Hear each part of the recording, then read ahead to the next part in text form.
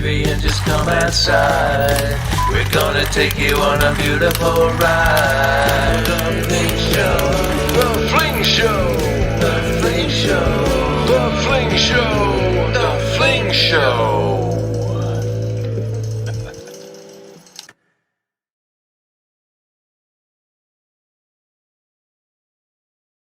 Show, here we are again, and as always, have we got a show for you tonight?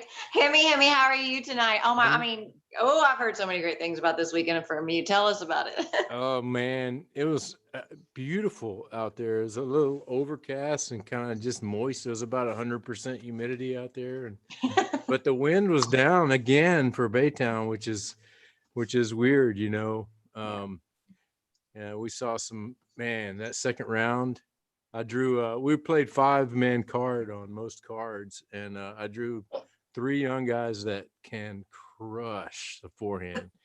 And one is Chandler Kramer from. I'm not sure he's going to college at A&M. I'm not sure where he's actually from, but man, he threw a shot. I think it's hole 9, 8 or 9. It's the par 4 at Evergreen. That he had to take the Bushnell out afterward.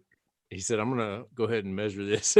And so he went to his disc and he shot back the other way. And once we did the math, it was in meters, but it was about 510 feet flick. It was where I might hope to get a roller down on a good day, you know, just crushed it down there. So it was great to watch. And I'm glad I signed up and opened I was debating about it, and I went over it in my head. I knew I couldn't change, so I was like, well, because I had already signed up, so I'm like, well, let's see what happens. And it could have happened. I mean, the whole entire open field was bunched. I mean, I was 2 strokes back of the lead after the first round, as was most everybody in the whole field. It was crazy. And so I got to see Nathan. I can't recall his last name, and maybe he'll come to me in a minute. But anyway, a young up-and-comer that I think he and Seth kind of started at the same time. Great job by Seth Talbot and Tanner. And, you know, everybody that pitched in, you guys should have seen that raffle. I mean, there was a picture. There was a buzz for a little one-day B tier that I haven't seen in a while. And those guys, you know, I expected fully that Tanner and Seth would go play and then go do their duty, but they were dedicated. They did not play, and you know, probably could have won some big cash and, you know, that thing. So it was great to get out. Congrats on that wonderful raffle, though. I'm just still amazed. I mean, they gave away baskets and a Zuka and all kinds of stuff. And anyway, it's fun. Thank you, Gorilla, and everybody who pitched in. I don't even know. C-Tex is one of them, Southeast Texas Construction. I talked to that gentleman. There was a guy who was there to cover the event, Chris, and I'm gonna have to like search my memory bank to get his name, but he lives in Belton, and he was actually turning away from my ace when I hit it. And he apologized to me. That's how I met him. I hit an ace on my 4th hole out there at Jenkins. And he had the camera rolling. He was going the other direction. So he didn't get it from me. Anyway, it was a blast. I love Baytown. It's really great what they've got going, thanks to people, you know, like Chris and Gorilla, and the way all the South golfers, Southside golfers are just so generous, man. It just gave me such a warm feeling just being there. You know, I was really more enjoying the spectating of it because there's so many great players out there. And if you look at the scores, and, you know, even our own Christopher, our team, Fling team, kills it and gets his win in intermediate, I believe. Is that what it was, Matt? Yeah. And, you know, I didn't get to, you know, see him play, but I did see him warming up, and I was like, man, that's a nice putt. he's got his game going, and as do a lot of people, you know, all across the board. So might I add, intermediate, if I didn't happen to see the field, but intermediate is usually the most stacked field in a tournament. Is that the same thing? Yeah, we talked about that. And I know they played some of the short placements, but there aren't that many. Matt, do you remember? I mean, there's only at Evergreen maybe 4 shorter placements. So, but still some great scores, and but it was good scoring conditions. The weather held off and all that. Um, anyway, enough about that. Just excited to hear from Alex and from in Hawaii. Can't wait to get to that and hand it off to you guys. And once again, I want to thank Chrissy Be a Fountain again for joining us tonight, and Meredith. What you guys are doing for women's sport disc golf is amazing, and we'll just hand it off to you. Chris, how you doing tonight? Oh, I'm doing great. Got a busy weekend coming up, as Meredith well knows. We're putting on the Texas State doubles for the second time. I believe almost the third time now. Cannot wait. Stacked field, more players than we've ever had out there. I believe it's 74 teams, something ridiculous like that at Shawshank this weekend. They're throwing a barbecue cook-off. The raffle is going to be off the charts again, raising money all over the place for great events and for great things coming in the future. So Northside Chain Gang, along with Lone Star Disc and Lucky Ace Disc, are all putting this together. And I'm really looking forward to this weekend. We're going to be covering live the final 9 holes, the final 9, as they like to call it, for both the female and the open divisions, or I guess that is an open division. So look forward to seeing that.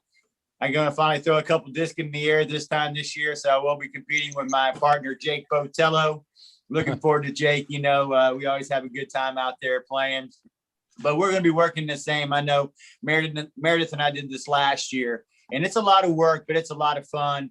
And I'm just really looking forward to the event. So I can't wait. But I'm just amazed once again how our show is just taking off, especially with what our wonderful 2 cohorts next to us have been doing, Chrissy and Meredith, and the invitees that we've been having. Heck, we've gone from Austin, Texas, down to Victoria, Texas, down to Brazil. Now we're going over to Hawaii. It's just going all places that, I never envisioned, but this organic thing, this ride that we're on has been a lot of fun. Chrissy, thank you so much for what you've been doing. How's it going up there in Austin, Texas? And I can't wait for the interview this evening. So how's things going? Things are great, Chris. I appreciate it. I got goosebumps hearing you talk about all the places that we're going, and it makes me excited for what is yet to come. Yeah. Man, things are busy here in the Austin, Texas disc golf scene. This past weekend, we had the Swordstone Shiver. We had our tournament director, Renee Farr, on a couple of weeks ago talking about that tournament. And it just, it was so great. There was 130 players over the weekend with almost a $3,500 purse overall. Big shout out to Marshall Blanks, who was our MPO winner. Our MPO winner. He went into a playoff with Bonner Butler and was able to take it down. So he won $670. And I was really happy for Marshall. Because Bonner Butler, he is actually like the course designer of Swordstone. So he knows that course like the back of his hand. And so it was really neat to see him and Bonner go up against each other. And I was so happy for Marshall to walk away with the W. And Marshall's better half, Shannon Pendergrass, she took down the FPO side of things. So they had they run Vibe Disc Golf. So they had a Vibe Disc Golf sweep this weekend at the Swordstone Shiver. So I was really happy for those two. I did get to go out there on Sunday, and I kind of caught up with the action and checked in with everybody, and it was a great time. And so this weekend, I'm really excited. It's the first tournament of the Heart of Texas Tour, which used to be run by the legendary Mitch and Patty Justice. But this year they passed the reins down to Mid Discs, my title sponsor. I'm so excited. Mid Discs is actually taken over the Heart of Texas tour. So this weekend is the first event. It's the Red Rock show, and it is out at Moody's Disc Golf Course. I know we've talked a little bit about Moody's on this show before. It's such an epic, beautiful venue, 110-acre ranch with, 2 championship level 18-hole courses. And so there's 144 players signed up and 20 something on the wait list, and it's going to be huge. And so I'm so excited for Mint getting this tour into their hands. And this is kind of, their kickoff, their signature event. So it's going to be ecstatic. And then, as you guys know, man, the Texas tour is like the Texas swing of the Pro Tour is on its way. It is quickly approaching. The week after Red Rock, we of course have the Waco Annual Charity Open, a Disc Golf Pro Tour event, followed by the Open at Belton, which is a Disc Golf Pro Tour Silver Series event. Then we have Texas States, which is a national tour event. And then week right after that, we have the Lone Star Classic, which is on its way to be one of the biggest A tiers. It's still a B tier because it's a young tournament, but you guys, $30,000 added to the purse for that tournament. And all of those tournaments that I just mentioned are back to back to back to back. So huge things happening in the Austin and Central Texas disc golf scene. I'm going to be there for all of it. So I will be bringing you, as much good news from those tournaments as I can. But for tonight, you guys, we have something really special in store. So Meredith and I, this is really cool. We are teammates to the second degree because we're both part of Team Fling, which is absolutely amazing. But we're also on Team Empowered Disc Golf together. And tonight we are bringing our boss lady, Alex Chavez, onto the show to interview her all the way from Hawaii. This is so exciting. Alex, welcome to our show. We're so happy to have you. Thank you so much for your time on this Monday night. Aloha, thank you for having me. I'm super excited to be out here.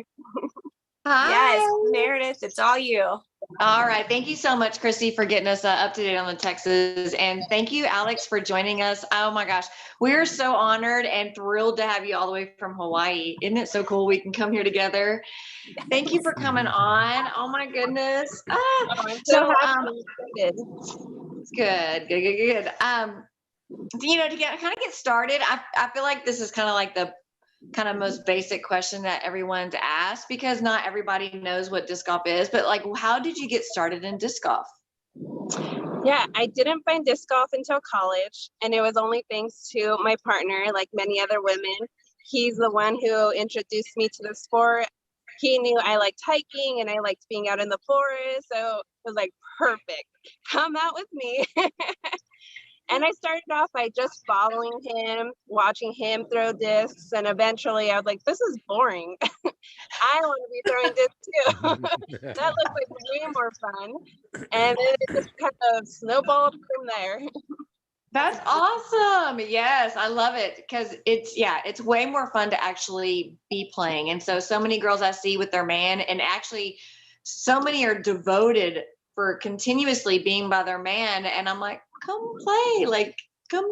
Yeah, it's addicting, especially once you find the right group of people that you like to play with. It kind of just becomes this whole community, and you just can't let it go after that.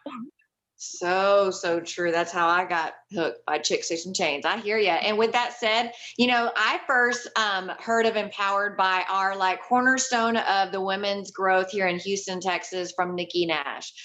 Now she's Nikki Wyatt, but back in the day, she's the one that was connecting us to you with these awesome emblems to put on our car. And so with that said, what inspired you to create Empowered Disc Golf?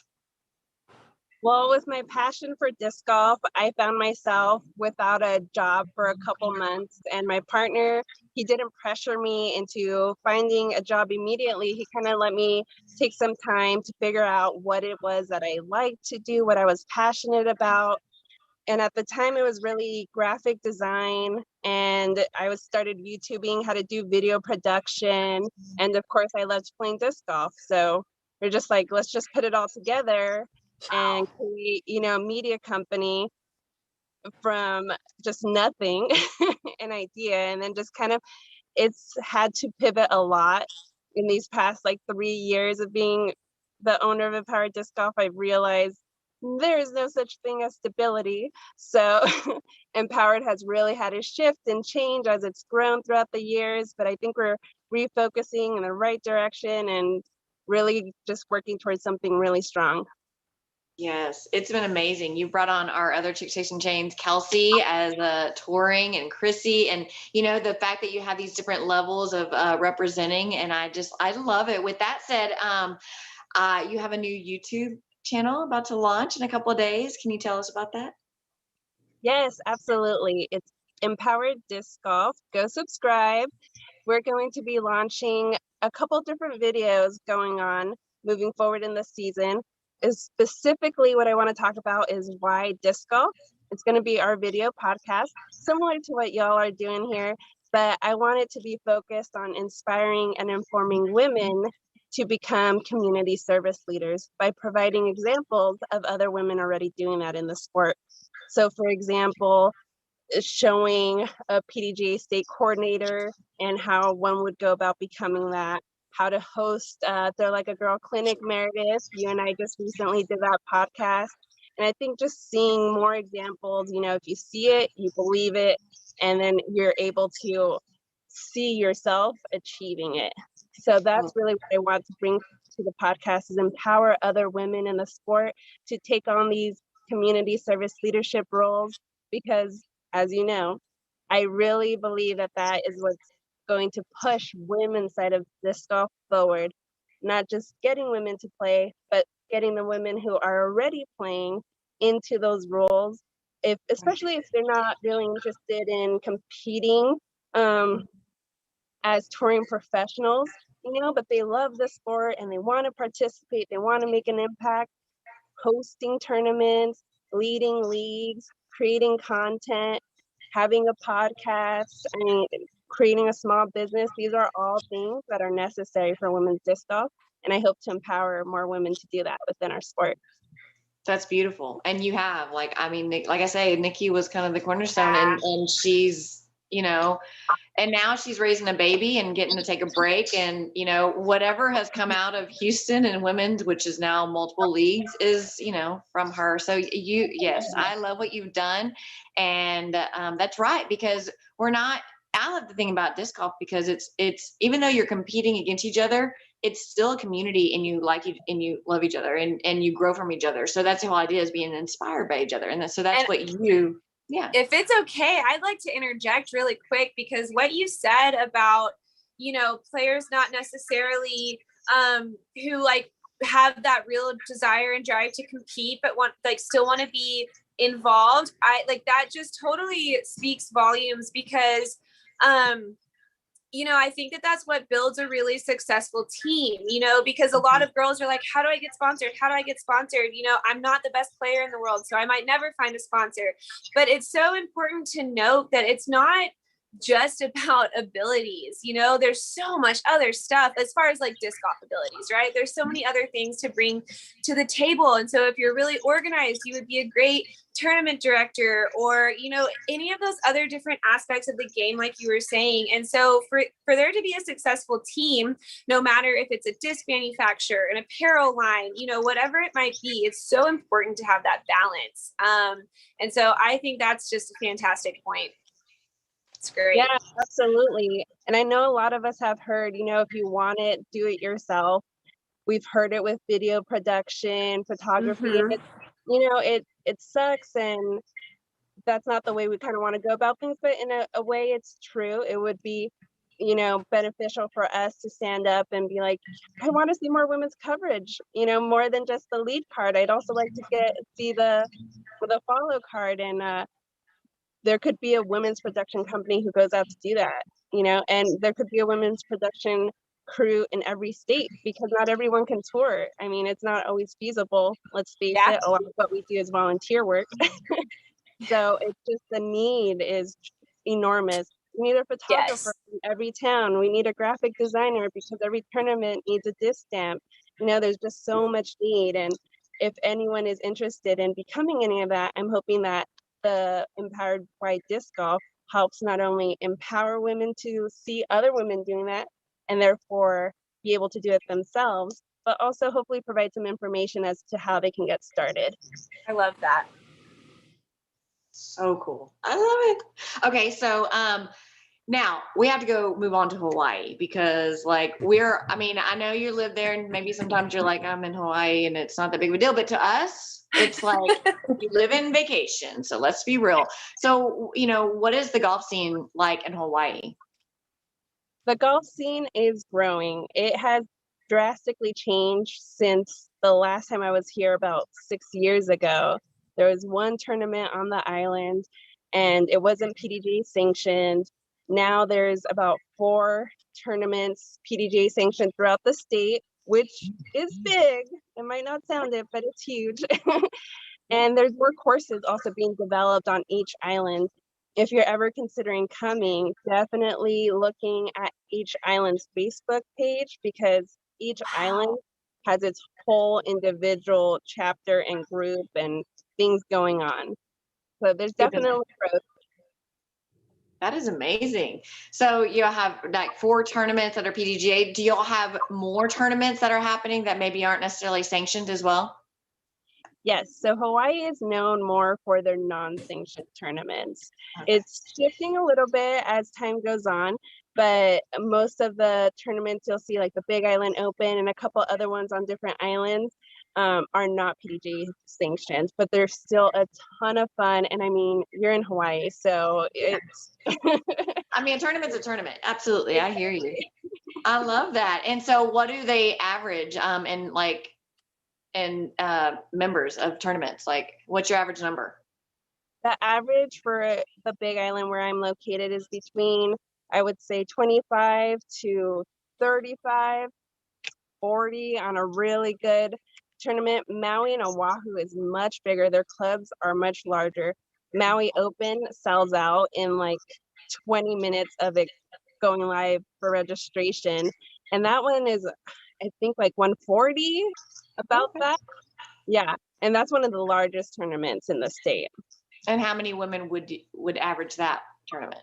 Oh, I typically compete between 2 and 4 women. If we have a full card, it's so exciting. I love that. And it used to be like that in Houston. But, with that said, not all women compete to that level. But would you say that you still have kind of a league side of women that maybe come out and play with you like in a casual play? Are there more women involved? Not at the moment. I know there are a lot of us who do like playing doubles tournaments. When I was hosting doubles before COVID hit, we would get an actual mixed doubles division going, which was pretty neat. And I think that's going to be the way of us growing here on the Big Island women's side. But I do know that on, for example, Oahu, there's a pretty good mix of women on that island. Awesome.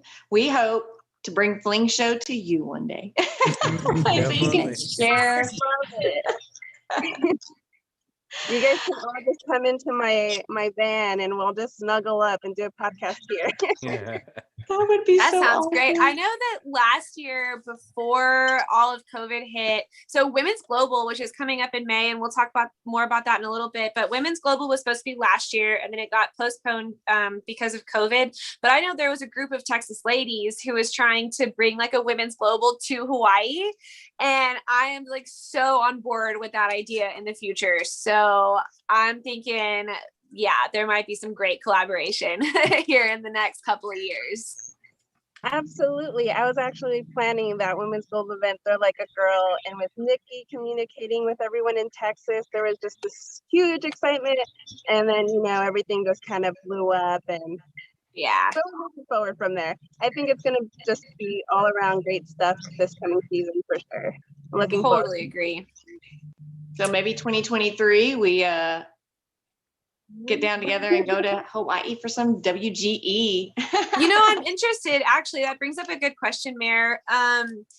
it was like on the even numbers, right? So my first women's global was 2016. So it was supposed to be 2016, 18, 20.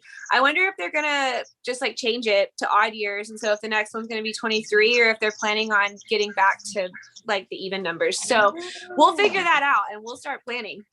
That's a good point, Christy. I didn't think about that. I just mapped it as like 2 years. Yeah. Well, Christy, do you have any other questions, or Hemi and Chris? I just wanted to comment on I was checking out your bio, Alex, and I love the part about it's not necessarily about competition.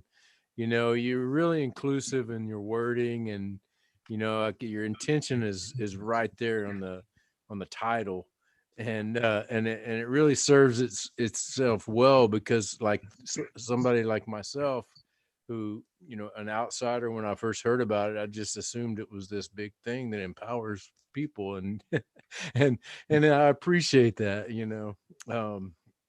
Anyway, congratulations on your direction, and if there's anything that we can do at the Fling Show to make it fly better, just let us know, because you pretty much stated what we're all about. So thank you for coming on.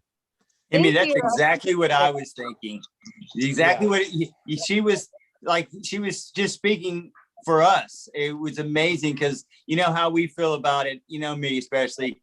It's not about the pro division to me. It's about that reg division, that intermediate division. It's about those guys. It's about the ladies. It's about the juniors. And when you said something about, I remember Alex said something about the undercards being shown and things like that. Well, what we do here at the Fling Show is we do match play. Every shot, every round, every hole is taken. And we have the ladies division for 16. We have the men's division for open and intermediate, and they all get treated exactly the same. And I'm like you, it's not about the best players. Not that we're not sitting around 3 of the best players in our area right now, because we are, excluding me.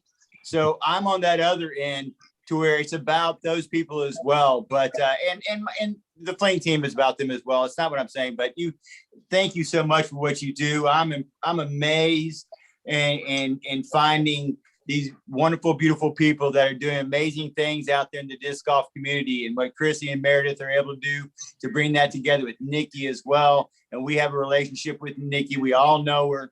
Wonderful, wonderful person. So congrats on your success. We'll be watching in the future. We'll be helping in the future any way we can. Thank you. Thank you so much. Great sentiment, you guys. I love it. Alex, thank you again from the bottom of our hearts. For me, it's really cool because, the bulk of our communication has been through email and Instagram Messenger. And so to get to finally, this is crazy, but to finally put a face to a name with like who my sponsor is, this has been an awesome night. I'm so stoked. And it's going to be, 2021 is just getting started. So thank you again. And if you have any last minute sponsors or family or friends or anybody that you like to give a shout out, now is the time to do so. We are all ears. Yeah, absolutely. Again, I just want to thank my partner for giving me the opportunity to focus so much energy and, let's face it, money on this. It's been really great. I have learned so much, and the community has been so great. A shout out to all the empowered catalysts out there. You guys have all been amazing. And I just love how we all work together to empower each other, because we're all leaders in all of our individual areas and locales. We all got stuff going on that we're working on, but somehow we all manage to empower and lift each other, collaborate, find ways that we can all grow. And it's just been an amazing experience, and I'm really looking forward to 2021. So thank you all for supporting me as well. I appreciate you guys taking the chance on me. Likewise. Thank you so much. Yeah. Good luck. Thank you. Thank you, Alex. Yeah. Good luck. Thank you for coming Wow, on. that was amazing. Once again, just every time it blows my mind what we see out in the community that we are all involved in. And that was just amazing, ladies. Great job. Meredith, great job. Chrissy, again, just always impressed and the people that you find and that y'all bring on the show. Guys, amazing. Yeah, that's it's just the tip of the iceberg. Yeah. just getting rolling. That's That's impressive. That's a very focused situation going on. I love it, and I've learned from it. I'm inspired by it because Chris and I, when we started this fling show, that's pretty much been our mantra.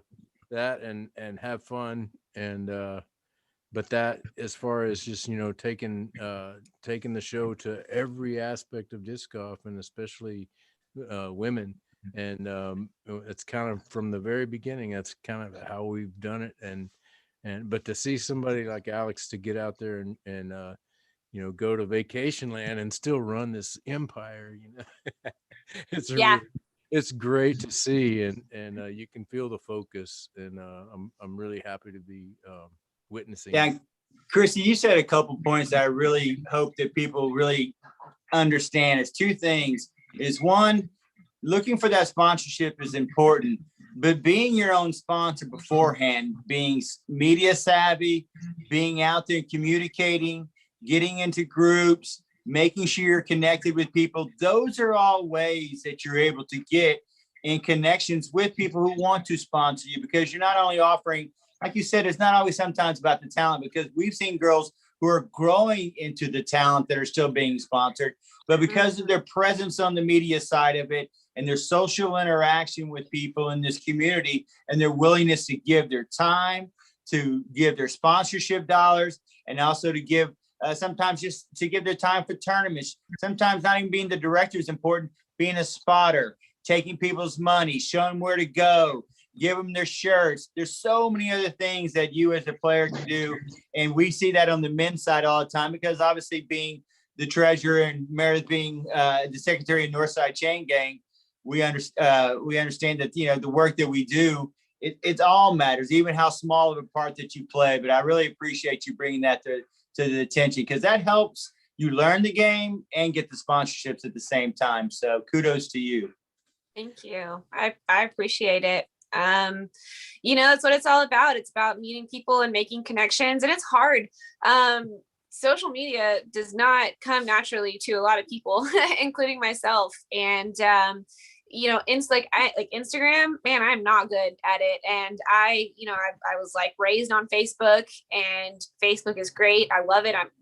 That one's better for me, but I'm like, Instagram is the new thing. So, as disc golf players and as ambassadors of the sport, we still have to adapt and grow with what is helping our sport grow as well. So, it says a lot about a person to see their social media presence as far as disc golf is concerned, because it's work to get out there and make posts and make those engagements and making YouTube videos and doing everything. It's that just seeing a person's dedication to social media can tell you a lot about their dedication if you were to bring them on as like a potential sponsored player. So it's a whole thing. I don't know what to say, but it's great. Well, Alex kind of mentioned it when she was talking about how she didn't necessarily want to do all those things that you have to do to be a part of this, but you just get in there and you figure it out. And, you watch, I don't know, I watch Shark Tank, and those are the people that make it the best, the ones that get in there and do all the little nitty gritty things that you have to do. Chris knows that from the stuff that he's been taking on. But thank you, ladies. That's really good. Of you. I really appreciate you girls' role in the Fling Show and what you're bringing. Just it's amazing. As far as I'm concerned, we can just do this every week. But thank you. But go ahead, Christy. I know you had something else to say. Take your time. Oh man, the thought's kind of leaving me right now. I just have so many thoughts, but I guess really what I was going to say is, kudos to people like Alex, and even like the touring pros who basically, they kind of like sacrificed everything and went on a limb to make disc golf like work for them as a living. It's really hard to take that leap of faith. I know for me, like it's so hard for me to ever picture like leaving my job and making like disc golf my full-time commitment. And I have so much admiration for the people who have gone out there and have put in the time and put in the effort to actually, you know, make disc golf their career. And with the way that disc golf is headed, you know, I think that it's opening up a lot more doors for people to get to do that. The one that is sticking out in my mind the most is super recent news on the big, you know, on the big pro tour circuit. I'm sure everybody who is listening and watching this heard the massive news about Paul McBeth's new Discraft contract that he signed. You guys, $10 million over 10 years playing disc golf.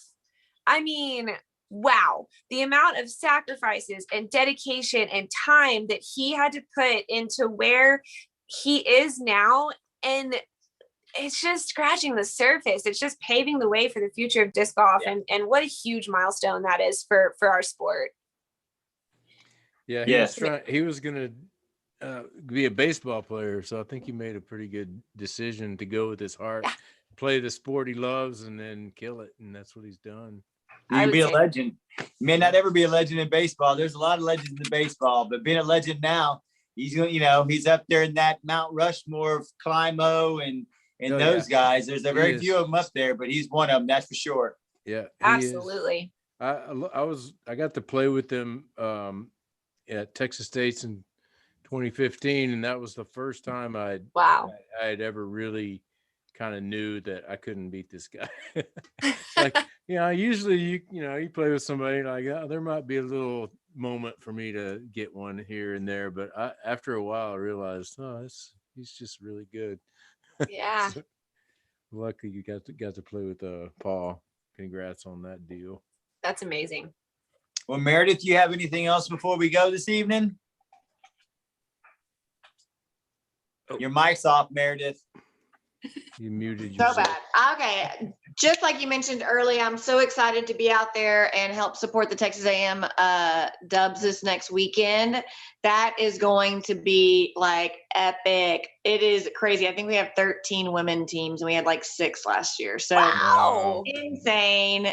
I cannot wait to watch the competition. And what else we have coming up? Of course, we have our Women's Global coming up and a Spring Wide Open in April. I feel like I'm skipping out of March because I'm not in Waco Open. So I look forward to watching you, Chrissy, and all of y'all kill it in Waco. So excited to see y'all there. So, yeah, I think that's it right now. Like, I think the big thing, I'm just so excited about Texas A&M Dubs to be out there and like, I can't see beyond it right now. So stoked. So I'm hoping to go out to Waco this weekend and catch a practice round. And if I do, I will aspire to take as many awesome videos that Chris and Hemi did when they went to Victoria, because they made that awesome compilation video for us before our show a couple weeks ago. So if I can get coverage that's even close to like that good, that's my goal for this weekend. Love it. Love it. How about you, Hemi? You have anything before we go? No, I'll see you out there this weekend. Looking forward to it as well. All right. Well, I do have one thing before we go. Besides, I will see y'all out there this weekend. Look for on a Wednesday, Lucky Ace Disc, along with our own Mr. MLP Production himself, Matt Lang, will be releasing the Sugarland Showdown final round on YouTube. So look for that. They'll be coming out Wednesday. They're going to get the final editing done, and the voiceovers this week should be out there for you on Wednesday. So check out what FBO, Jay right, and Chris? those guys are doing. They're just doing a great job. And Jay's partnering up with us this weekend to help do some filming of the final round. So can't wait to see those guys there. Meredith, I'll see you probably Friday as well. Yes. And guys, thank y'all for a great show. Hold on. We always like to say before we leave. Hold on. Meredith, I just asked you anything else. Yeah. Hold on. But I remembered when you were talking. So Chicks, Chicks, and Chains, we have our league starting on the 31st of March. I have to say that. We are in March now. I'm sorry, Chris. That's okay. And that's it. Yeah. Okay. And That's going to be out of the gate. I know you were on a roll there, but I forgot to thank Lone Star for sponsoring that tournament. And Gorilla had a lot of good stuff going on too at the raffle. And I thank you for Gorilla, my sponsor, and Chrissy's sponsor there. for that. Yes. So thank you guys. Thank you, Travis. So as we always like to say, Hemi likes to say, what do we have to do? Play Play disc golf. Disc golf. Golf. Y'all have fun. Peace. Thank you guys. Bye. See y'all.